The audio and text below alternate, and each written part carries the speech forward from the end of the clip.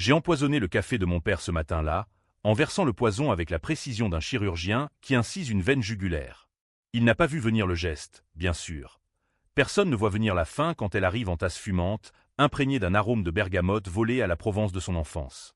Ma mère, elle, a suivi 1 heure plus tard, un verre de vin rouge aux lèvres, ce Bordeaux qu'elle affectionnait tant, teinté maintenant d'une amertume éternelle. Et moi? Je les ai regardés s'effondrer, leur corps gracile comme des marionnettes dont on coupe les fils, dans le salon haussmannien de notre appartement parisien, sous le regard impassible des portraits ancestraux accrochés au mur crème. Ce n'était pas de la haine pure, non. C'était une dette réglée, un équilibre restauré dans l'ombre des mensonges qui nous liaient depuis toujours. Mais avant cela, il y avait eu le testament. Ce document jauni, exhumé d'un coffre-fort à la banque de la rue de Rivoli, comme un fantôme sorti des catacombes. Ma grand-mère, Élise, cette femme aux yeux de velours et aux mains calleuses par des années de jardinage en Luberon, n'avait pas laissé que des biens matériels. Elle avait légué une vérité qui puait la trahison, une lame rouillée plantée dans le cœur de ma famille. J'avais 28 ans ce jour-là, encore imprégné de l'odeur de la pluie sur les pavés de Montmartre, quand l'avocat m'a convoqué. « Mademoiselle Duval », m'a-t-il dit d'une voix qui craquelait comme du parchemin, « votre grand-mère vous a désignée comme unique héritière. Mais il y a des conditions. » Des conditions? J'ai ri intérieurement, pensant à ces clauses ridicules sur l'héritage des vignes familiales, ces lopins de terre ocre qui produisaient un rosé si pâle qu'il en devenait fantomatique. Pourtant, rien ne m'avait préparé à la lecture de ce testament secret, rédigé en 1987, l'année où mon grand-père était mort d'une crise cardiaque lors d'une chasse à courre en Sologne. Élise l'avait écrit de sa main fine, avec une encre violette qui tachait encore le papier, comme des larmes séchées. « À ma petite fille, Camille, commençait-elle, si tu lis ceci, c'est que j'ai rejoint ton grand-père dans l'au-delà qu'il mérite, loin des mensonges de tes parents. Sache que ton père, Henri, et ta mère, Isabelle, ne sont pas ce qu'ils prétendent être. Ils ont volé notre vie, notre fortune, et pire, ils t'ont sacrifié sur l'autel de leur cupidité. » Sacrifié? Le mot a résonné dans la salle lambrissée du notaire, comme un glas dans une cathédrale gothique. J'ai senti un froid s'insinuer sous ma peau, pareil à celui des brumes matinales sur la Seine. Les faits, exposés avec la clarté impitoyable d'un roman de Simenon, étaient accablants. En 1985, mon grand-père, un industriel du vin respecté dans toute la vallée du Rhône, avait découvert que mon père, alors son associé, falsifiait les comptes de l'entreprise familiale. Des millions d'euros détournés, siphonnés vers des comptes offshore à Genève, pour financer les rêves d'ascension sociale de mes parents. Un appartement dans le 16e arrondissement, des vacances à Deauville, une vie de faux-semblants. Élise et mon grand-père avaient confronté Henri lors d'un dîner familial à leur masse provençale, sous les oliviers centenaires qui bruissaient comme des murmures de conspiration.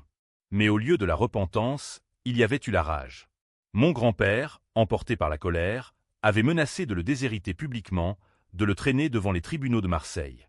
La nuit suivante, lors de cette chasse fatidique, mon grand-père n'était pas mort d'une crise cardiaque.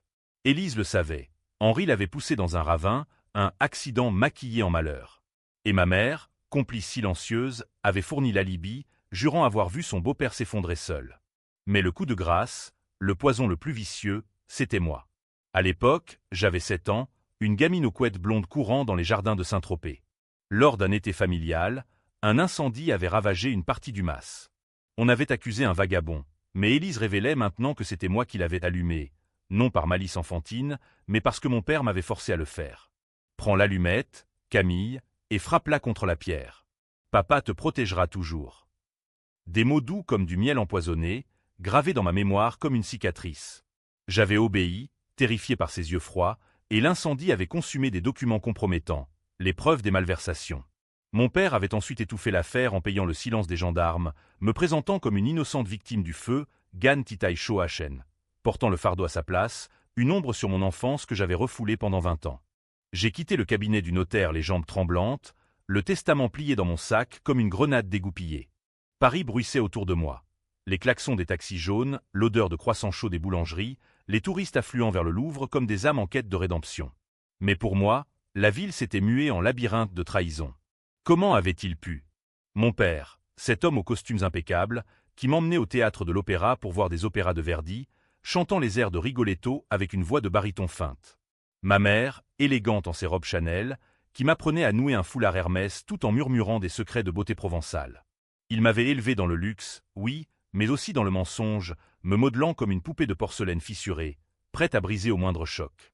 De retour à l'appartement, je les ai trouvés dans la cuisine, riant devant un café. « Ma chérie, comment s'est passé ton rendez-vous » a demandé ma mère, ses lèvres peintes en rouge carmin s'étirant en un sourire qui, soudain, me paraissait carnassier. J'ai forcé un rire, posant le sac sur la table de marbre. « Bien. Juste des papiers pour l'héritage. » Mon père a hoché la tête, ses yeux gris-bleu, ces yeux que j'avais hérités, hélas, pétillant d'une fausse bienveillance. Élise était une vieille folle, tu sais, toujours à comploter dans son coin. Une vieille folle? J'ai serré les poings sous la table, sentant la rage monter comme une marée noire dans la baie de Somme. Ce soir-là, seul dans ma chambre aux rideaux de velours, j'ai lu et relu le testament. Élise ne se contentait pas d'accuser, elle léguait des preuves, des lettres cachetées, des relevés bancaires photocopiés, même un enregistrement audio sur une cassette usée, la voix de mon grand-père implorant « Henri, arrête. C'est de la folie. » J'ai pleuré alors, pour la première fois depuis des années, des larmes acides qui brûlaient comme du vinaigre sur une plaie ouverte. Pas pour mes parents, non, pour l'enfant que j'avais été, manipulé, sacrifié. Et pour Élise, qui avait attendu sa mort pour me libérer, me laissant non seulement la fortune, les vignes, le mas, les actions dans les châteaux bordelais, mais aussi la charge de la vengeance. Les jours suivants ont été un tourbillon de faux-semblants.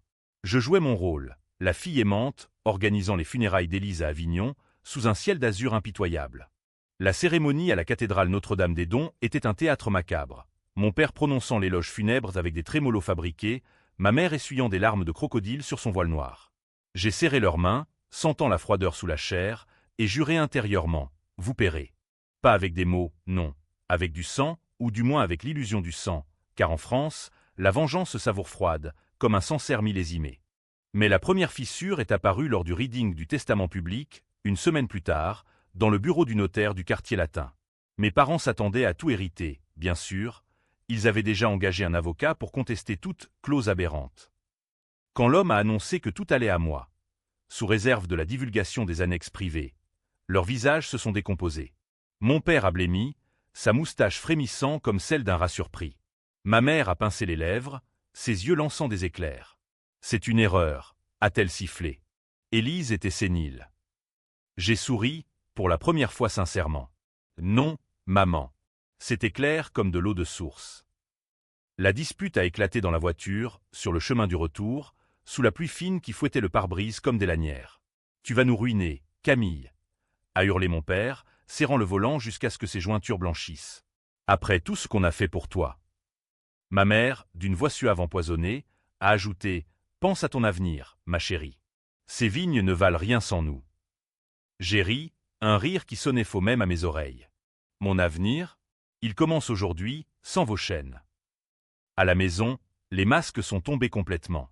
Mon père m'a giflé, la première fois de ma vie adulte, sa paume claquant contre ma joue comme un couperet de guillotine. Tu ne sais rien, petite ingrate.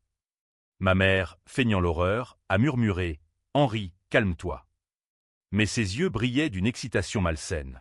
C'est là que j'ai sorti la cassette, la glissant dans l'antique lecteur du salon.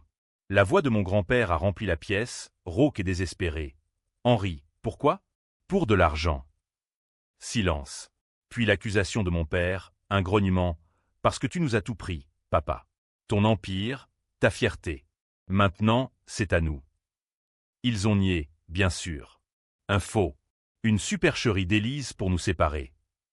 Mais leur regard fuyant, leurs mains tremblantes trahissaient tout. J'ai vu alors le monstre en eux. Mon père, un serpent lové dans l'herbe haute de la trahison. Ma mère, une araignée tissant sa toile de mensonges. Et moi, j'étais l'araignée qui avait attendu, patiente, dans l'ombre. Cette nuit-là, j'ai commencé à planifier. Pas une vengeance brute, non, quelque chose de français, raffiné, impitoyable. Comme dans les chroniques de Dumas, où le comte de Monte Cristo ourdit ses filets sur des années. J'ai contacté un détective privé à Marseille, un ancien flic aux cicatrices de coups de couteau, pour creuser plus profond. Les preuves affluaient, des transferts bancaires vers des cliniques suisses pour soigner Élise de sa paranoïa, en réalité pour la droguer et la faire taire. Un alibi fabriqué pour la chasse, avec des témoins soudoyés dans les villages endormis de Sologne. Pendant ce temps, la vie continuait en surface. Dîner au Fouquet's, où mes parents paradient leur chagrin devant la haute société parisienne. Promenade le long des quais, où je feignais l'innocence. Mais intérieurement, la rage bouillonnait, un feu lent sous la cendre. J'ai visité le mas en Provence, marchant parmi les vignes que mon grand-père avait plantées de ses mains. L'air embaumait le thym et la lavande, mais pour moi, il puait la pourriture. C'est là, sous un olivier torsadé, que j'ai juré sur la tombe improvisée d'Élise. Pour toi, grand-mère. Ils paieront chaque larme. Les mois suivants ont été un ballet macabre, une valse à 3 temps où je menais la danse sans qu'ils s'en doutent. J'ai investi l'héritage avec prudence. Un avocat spécialisé en droit pénal à Lyon, une graphiste pour falsifier des documents si besoin. Non, je n'irai pas jusque-là, pas encore. La vengeance doit être propre, légale en surface, pour que leur chute soit d'autant plus humiliante.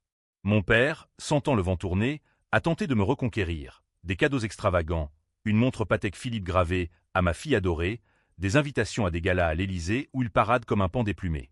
Camille, oublie ces bêtises. La famille, c'est sacré. Sacré? J'ai failli vomir sur ses chaussures Louboutin.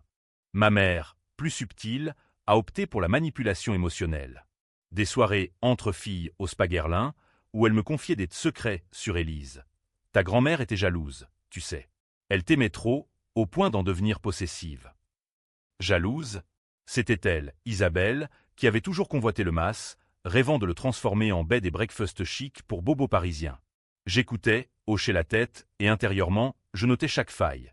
Sa dépendance au vin, son amant discret, un galeriste du Marais que j'avais surpris un soir, leurs silhouettes enlacées dans l'ombre d'un café de la rue de Birague. Le détective, un certain Raoul avec un accent marseillais roulant comme les vagues du Vieux-Port, m'a livré ses premiers rapports par mail crypté. Des photos granuleuses, mon père serrant la main d'un banquier genevois en 1986, un sourire complice aux lèvres. Des témoignages de vendangeurs provençaux, chuchotant que l'incendie n'était pas accidentel, que la petite Camille pleurait en tenant une allumette. J'ai confronté mes souvenirs. Oui, la chaleur léchant ma peau, la fumée âcre dans mes poumons, et mon père me serrant contre lui ensuite, murmurant « c'est notre secret, ma puce. Papa t'aime. » Notre secret. Le fardeau qu'il m'avait fait porter, me rendant complice de sa noirceur dès l'enfance. J'ai décidé de frapper d'abord sur le plan financier, car en France, l'argent est le sang des aristocrates déchus. Avec l'aide de l'avocat, j'ai gelé les comptes familiaux, invoquant les clauses suspensives du testament. Mes parents ont paniqué, facture impayée pour l'appartement, invitation refusée au dîner mondain. Mon père a tenté un chantage. Si tu ne signes pas, je révèle ton petit accident d'enfance. Mon petit accident?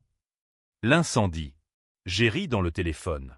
Faites-le, papa. Et voyez comment les tribunaux adorent les histoires de pères manipulateurs. La tension montait, palpable comme l'humidité d'un automne normand.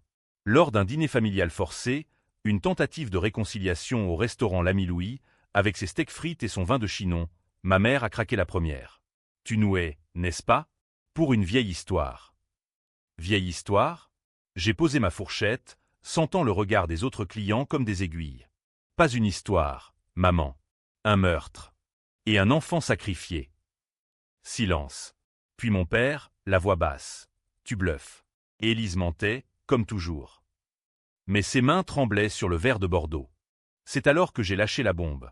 J'avais engagé un expert médico-légal pour exhumer le corps de mon grand-père. Les os parlent, vous savez. Et ils diront la vérité sur ce ravin en Sologne. Ma mère a étouffé un hoquet, son rouge à lèvres craquelant sous la pâleur. Mon père a payé l'addition en silence, et dehors, sous les réverbères de la rue du Verbois, il m'a attrapé par le bras. Écoute-moi, Camille. On peut arranger ça. Partage l'héritage, et on oublie tout. Oublier? J'ai libéré mon bras d'un geste sec. Trop tard.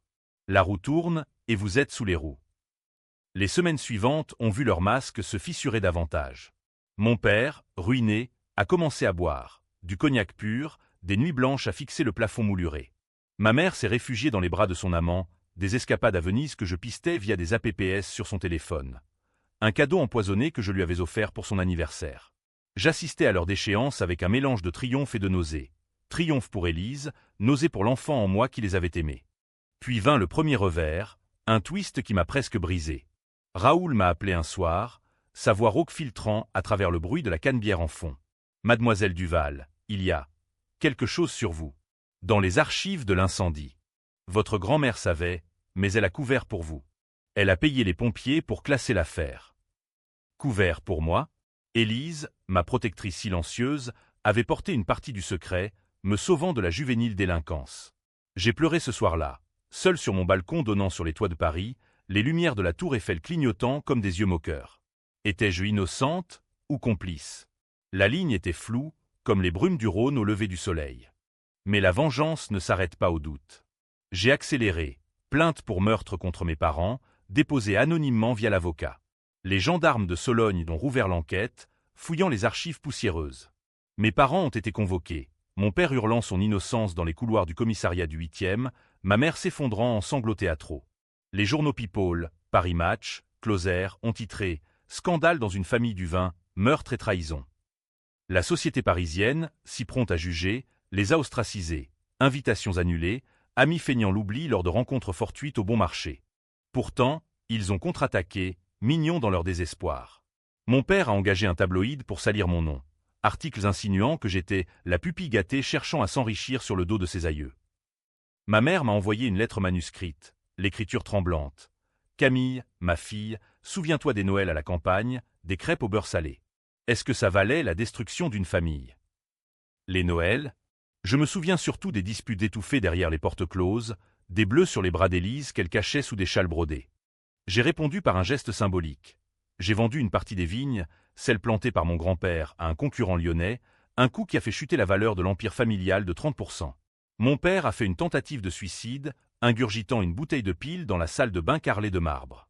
Ma mère m'a appelé à l'hôpital. « Il est mort, Camille. À cause de toi. » Mort? Non, il s'en est sorti, l'estomac pompé, mais le message était clair. Ils étaient prêts à tout. C'est là que la tension a atteint son paroxysme. J'ai décidé d'accélérer la fin, non par violence brute, mais par une mise en scène digne d'un film de Chabrol. J'ai invité mes parents à dîner au Mas, pour discuter de la paix. L'air de Provence était lourd ce soir-là, chargé d'orage, les cigales stridulants comme un chœur grec annonçant la tragédie. J'avais préparé le repas, coq au vin, un plat que mon grand-père adorait, mijoté avec des herbes du jardin d'Élise. Dans le vin, j'avais versé le poison, un extrait de digital pourpre, cueilli moi-même dans les collines, inodore, indétectable sauf par une autopsie minutieuse. Ils sont venus, hagards, mon père boitant d'un faux entorse, où était-ce la peur? Ma mère, maquillée à outrance, ses yeux rougis par les larmes ou le mascara qui coule. Nous avons mangé en silence, le tic-tac de l'horloge provençale marquant le compte à rebours. Puis, comme Élise l'aurait voulu, j'ai sorti les lettres, les lisant à voix haute, les aveux codés de mon grand-père, les cris étouffés sur la cassette. Pourquoi? Ai-je demandé, la voix brisée. Mon père a ri, un rire creux. Parce que la survie, Camille. En affaires, en famille, c'est la loi de la jungle. Ma mère a ajouté. Et toi? Tu es comme nous. Tu portes le feu en toi depuis l'enfance. Le poison a agi vite, sueur froide, puis convulsion. Ils se sont écroulés sur la table rustique, leurs visages tordus en masque de gargouille. J'ai regardé, impassible, puis appelé les secours, tardivement, bien sûr. Un accident, ai-je murmuré aux gendarmes arrivés d'Avignon, sirène hurlant dans la nuit. Le vin, peut-être. Ou le chagrin. L'enquête a été un cirque, un opéra bouffe où les flics de Provence jouaient les maigrets bedonnants, fouillant le mas sous un soleil implacable qui faisait miroiter les vignes comme un océan d'or. J'ai joué la veuve éplorée, non, la fille endeuillée 2 fois, versant des larmes salées sur l'épaule d'un capitaine moustachu. Ils étaient tout pour moi, gémissais-je, tandis que les experts emportaient les corps enveloppés de plastique noir. L'autopsie a révélé la digitale, bien sûr, mais qui irait soupçonner la petite fille? Les journaux ont titré « Tragédie familiale », empoisonnement accidentel dans le Luberon, avec ma photo en noir et blanc, l'air hanté, sous un chapeau noir à voilette. Pourtant, les doutes ont rampé comme des ombres dans les ruelles d'Arles.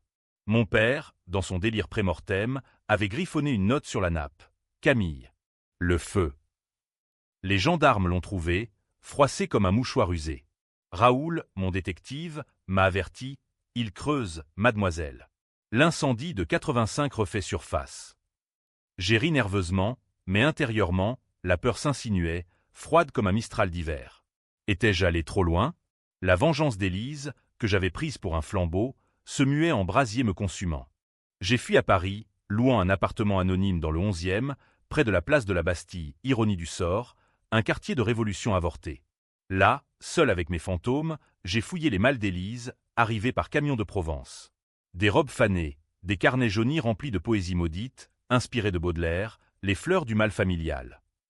Et au fond, une lettre pour moi, datée de ma naissance. Ma petite Camille, si tes parents te volent ton innocence, souviens-toi, le sang n'est pas l'eau. Tu es de mon sang, le bon. Des larmes ont coulé, chaudes cette fois, pour la grand-mère que j'avais à peine connue, emportée par un cancer foudroyant quand j'avais 10 ans, où étaient-ce les médicaments de mes parents? La police m'a interrogé, bien sûr, un duo de flics parisiens, l'un chauve et tatoué, l'autre une femme aux cheveux courts et au regard d'acier. Mademoiselle Duval, votre père a mentionné le feu. Qu'est-ce que ça signifie? J'ai haussé les épaules, feignant l'ignorance. Le feu de l'amour familial, peut-être, ou la passion du vin. Ils ont ri jaune, mais ont creusé. Convocation pour les anciens pompiers, fouille dans les archives municipales de Saint-Tropez. Bientôt, les gros titres ont changé. De l'incendie à l'empoisonnement, la malédiction des Duval. La société, cette hydre aux 1000 têtes, se délectait. Dîner en ville où on chuchotait mon nom comme une malédiction. Amis d'enfance me ghostant sur WhatsApp. C'est alors que le premier lissage de mon père est survenu. Non, il était mort, mais son fantôme persistait via un allié inattendu. Son avocat, un requin du barreau nommé Laurent, m'a contacté. Votre père m'a laissé un dossier. Sur vous. L'incendie, les allumettes. Il voulait que ça reste enterré, mais si vous ne partagez pas l'héritage, je le transmets aux autorités.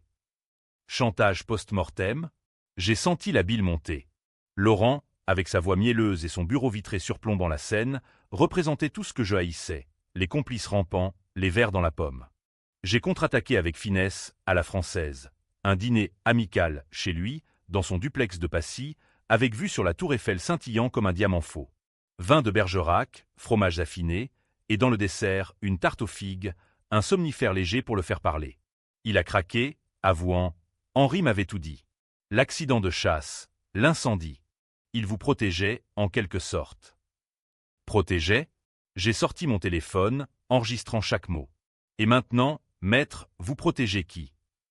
Le lendemain, j'ai porté la bande à la police, anonymement bien sûr. Laurent a été arrêté pour entrave à la justice, son cabinet pillé comme un temple païen. Mais le coup de grâce est venu d'un twist que même Zola n'aurait pas osé. Ma mère n'était pas morte. Le poison l'avait plongée dans un coma artificiel, une réaction allergique rare à la digitale, masquant les symptômes. Elle s'est réveillée 3 jours plus tard à l'hôpital d'Avignon, à garde, branchée à des tubes comme une madone gothique. Les tabloïds ont explosé. Miracle ou malédiction? Isabelle Duval survit à l'empoisonnement. Son réveil a tout changé. Convoqué à son chevet, je l'ai trouvé pâle comme un spectre de la Camargue, ses cheveux répandus sur l'oreiller comme des algues mortes. Camille, a-t-elle murmuré, la voix rauque d'un gosier ravagé. Pourquoi? J'ai fermé la porte, isolant la chambre des oreilles indiscrètes. Pourquoi? Pour grand-père. Pour l'incendie. Pour le testament. Ses yeux verts hérités via moi, se sont emplis de larmes, vrai, cette fois? On t'aimait, tu sais. C'était pour ton bien. L'argent, la sécurité. Pour mon bien? J'ai ri, un son strident qui a fait sursauter l'infirmière dehors. Le bien? Vous m'avez fait allumer ce feu, maman. Vous m'avez fait porter votre péché. Elle a toussé, un râle humide.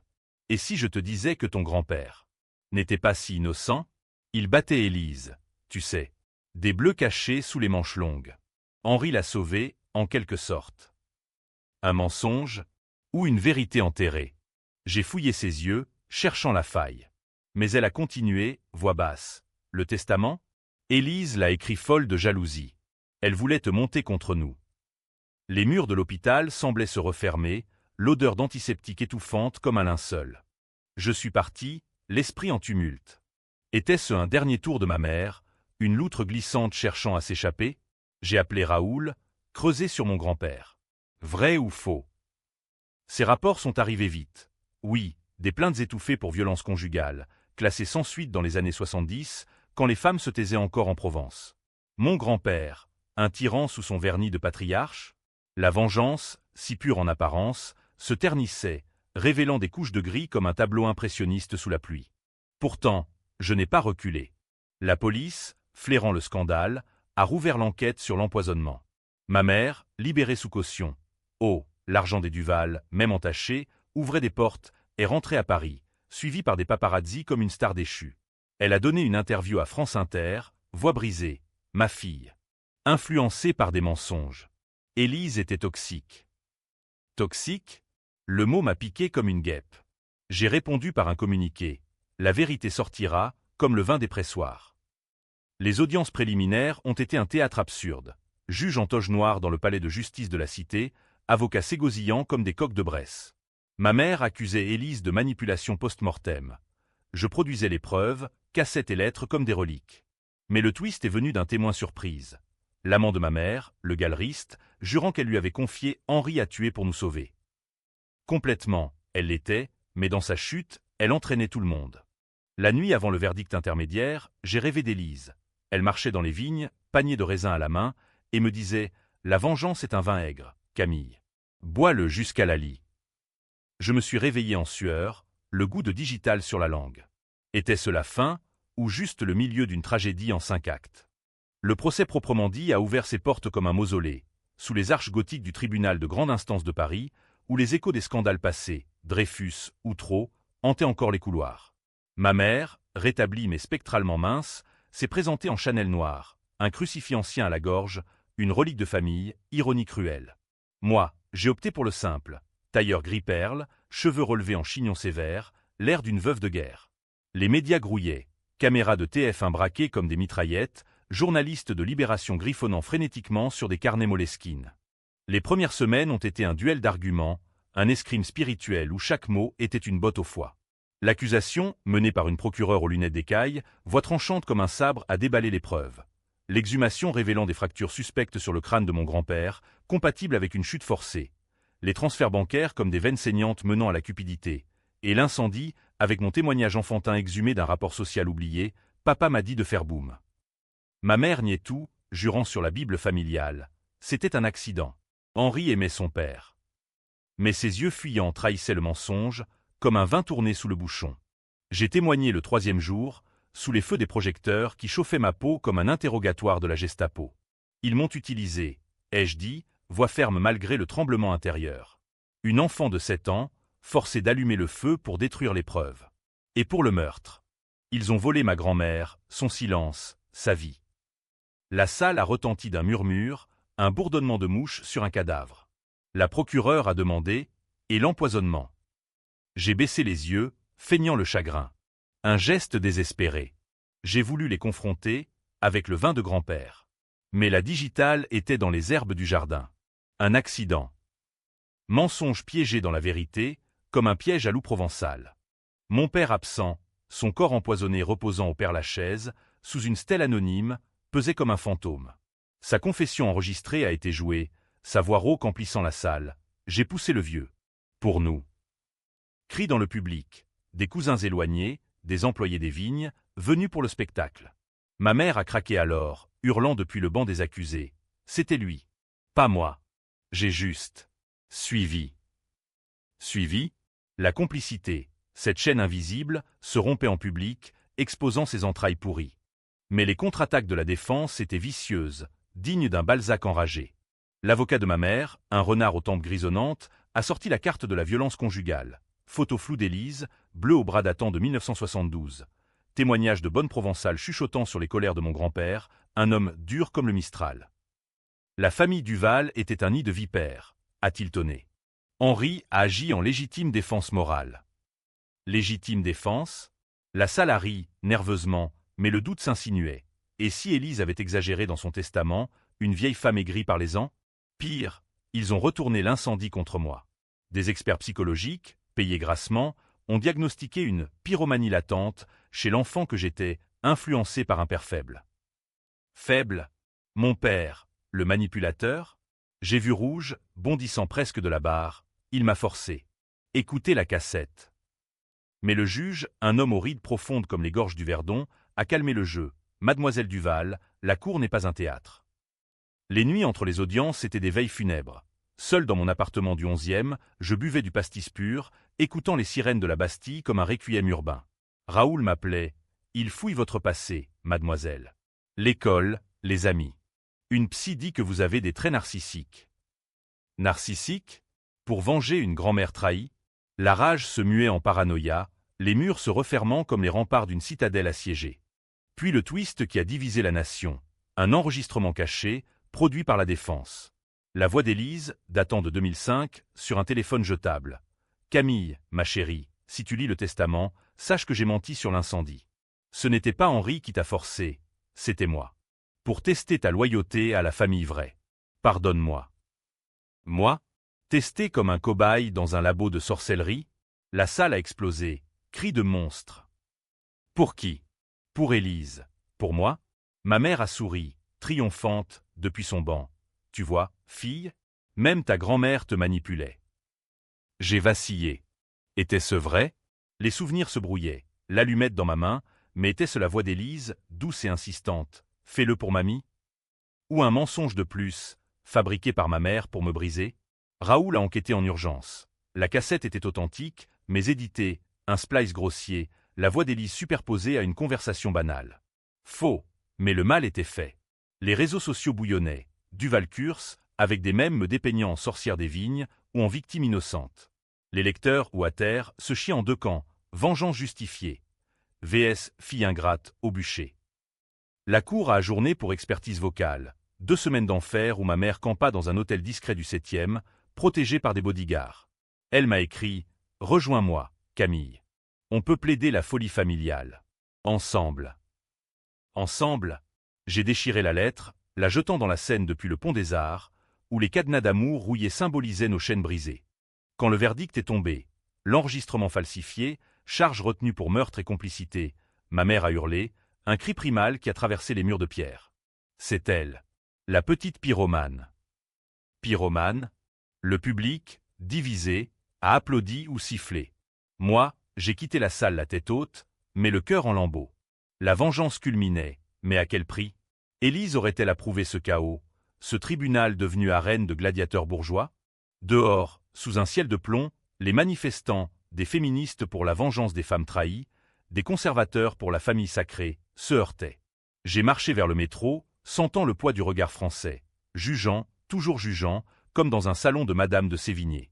Les mois post-procès ont été un purgatoire lent, une descente aux enfers pavée de bonnes intentions et de verres de Calvados.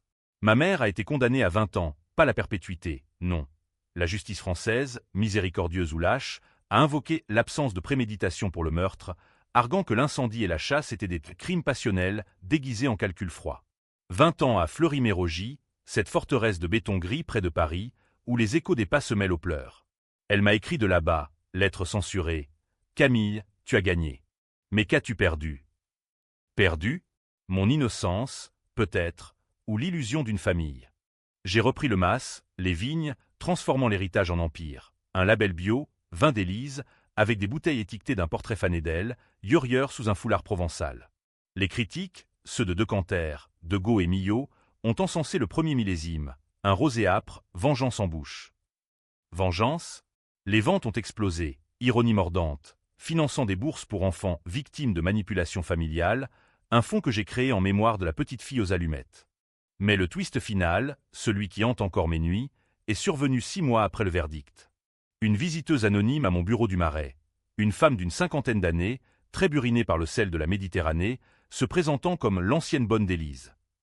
Assise sur le canapé de cuir, thé à la menthe tremblant dans ses mains calleuses, elle a lâché « Votre grand-mère. Elle vous a menti, mademoiselle. Et votre mère aussi. L'incendie? C'était moi. Élise m'a payé pour le faire, pour piéger Henri. Elle savait pour ses vols, et voulait le ruiner avant le meurtre. Moi? Un pion dans un échiquier plus vaste? La bonne, appelons-la Marie, a expliqué. Élise, découvrant les malversations, avait ourdi un plan diabolique. Forcer l'enfant à allumer le feu? Non, c'était une mise en scène. Marie avait préparé le foyer, et Élise avait guidé ma main innocente pour marquer Henri comme coupable. Pour vous protéger, disait-elle. Vous seriez le témoin parfait, une enfant traumatisée. Traumatisée? J'avais porté ce fardeau 20 ans, thérapies avortées, cauchemar de flammes dans les prés de Camargue. Et le meurtre? Marie a ri, un son rauque comme le cri d'une mouette. Henri n'a pas poussé votre grand-père. C'était un accident vrai, le vieux a glissé seul, ivre de rage. Mais Élise a accusé Henri pour le briser, fabriquant le testament comme une arme post-mortem. Post-mortem? Tout le château de cartes s'effondrait. Pas de meurtre, pas de sacrifice, juste une chaîne de mensonges où Élise, la sainte, était la plus rusée. Ma mère, innocente en partie? Non, complice des vols, mais pas du sang. J'ai congédié Marie avec une somme généreuse, silence d'or, et sombré dans une crise. Étais-je la vengeresse ou l'idiote d'une farce familiale? J'ai visité ma mère à Fleury, à travers la vitre blindée, nos voix déformées par l'interphone. C'était Élise, n'est-ce pas? Ai-je demandé. Elle a hoché la tête, larmes coulant. Oui. Elle nous haïssait tous. Pour l'héritage, pour l'amour qu'elle n'avait pas eu. Amour? Le mot sonnait creux, comme un tonneau vide de Bourgogne. Le dénouement? J'ai fermé le fond, vendu les vignes à un consortium anonyme, anonyme comme mes remords. Paris m'étouffe maintenant. J'ai fui en Bretagne, dans une maison de granit face à l'Atlantique, où les vagues rugissent comme des vérités non dites. Était-ce une fin heureuse?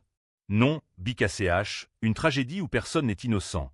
Élise la manipulatrice, Henri le voleur, Isabelle la suiveuse, et moi, la fille qui a versé le poison par erreur de cible. Pourtant, dans les nuits d'orage, quand le vent hurle comme les cigales du Luberon, je relis le testament, taché de larmes. À ma petite fille. La vérité te libérera. Libérée? Peut-être. Ou condamné à errer, fantôme d'une vengeance qui n'était qu'un mirage. Et vous, lecteur, qui jugez depuis votre salon haussmannien, auriez-vous fait différemment? Ou suis-je la vraie monstre, celle qui a complété le cercle de trahison? La roue a tourné, mais en France, elle ne s'arrête jamais vraiment. Elle broie et recommence.